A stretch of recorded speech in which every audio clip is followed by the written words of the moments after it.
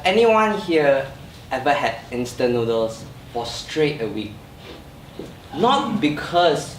Oh, you did? Well, I did too, but on a different reason. I ate instant noodles for a week because I simply cannot afford to dine in a restaurant or to simply buy the cheapest ingredients to cook a meal.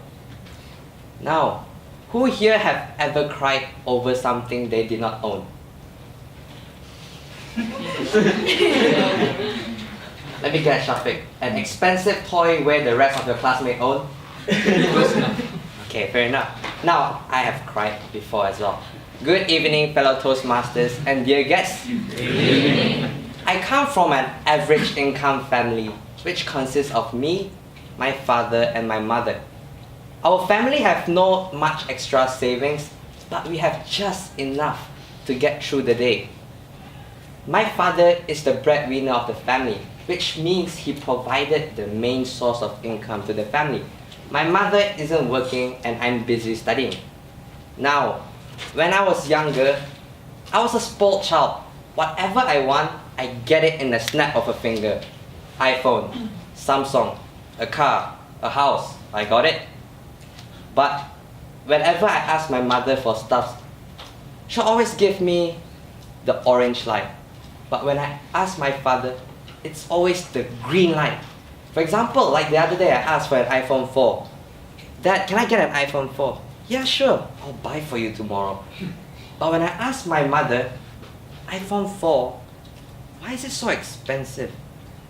Do you really need it? Why don't you save more money and buy the next iPhone? Those were the most stupidest things I have ever heard in my life. Now, I was young back then, and I thought keeping money in your pocket or even putting it in the bank is absurd. Money is meant to be spent because it makes me happy. Now, I have a good profession and I do it every day. I enjoy spending money on useless junks.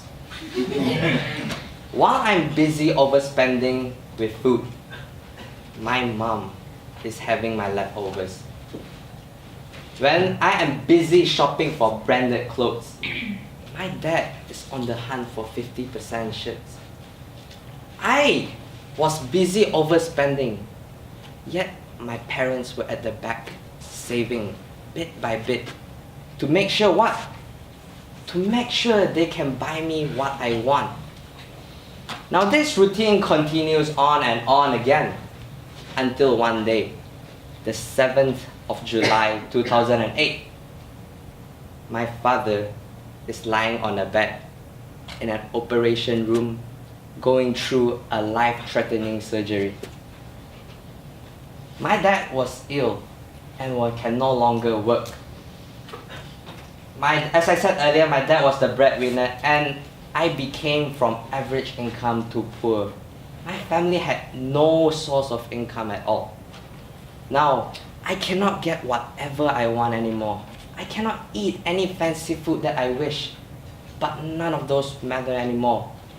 I was on the verge of stopping school because of the fees, and me and my mother had to take care of our dad's expensive medical fees. Now, because of that, my mom had to seek out for a job. From a relaxing housewife at home to a lady working for 3 different jobs. Day in and day out, I see her leaving house before sunset and coming back house way after sunrise. Now, why does my mother do that? Simply to earn enough numbers to make sure her kid doesn't feel hungry. To make sure that she do what every mother does, which is to give their kid an education. And last but not least, to take care of my father's medical bills. I was young back then. I didn't know what I can do. All I can do is just see. I no longer can spend, I no longer can have fancy food except different flavors of instant noodles. Now, But I know one exact thing that I should do, which is study. Despite how bad my financial life went, my mother never stopped giving me fees to go to school. Sometimes I wonder why. I argued with her. Why do you want to let me go to school and pay for the expensive fees? She didn't say anything. And I figured it out myself. I studied so hard. My mom was working all day, all night. And I am studying all day, all night. I got number 1 through my primary school years, secondary school years, and even now, here. This is my lecture hall every 6 a.m. on Thursday. This is where I pursue a degree. And why do I work so hard? For the pieces of certificates? No. I want to get a good job.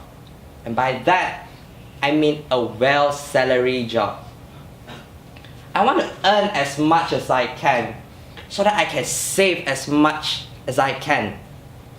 So that I do not have to let my family to worry once more of this financial expenses. I will not stop saving and saving until I lose my breath. Fellow Toastmasters and guests, humans are not immortal in this world. You all may be here sitting down enjoying my speech right now. But you guys know what's coming for you guys tomorrow. No one knows. And that is why we prepare for the unexpected. And saving is the number 1 thing to do to prepare for the unexpected. Now, why saving? Let me give you a thought. Would you rather leave this world with your family behind with financial burdens?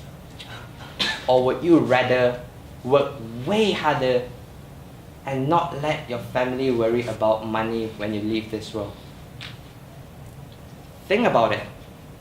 And if you think you're too late to start saving now, you're wrong. Because it's never too late to start something.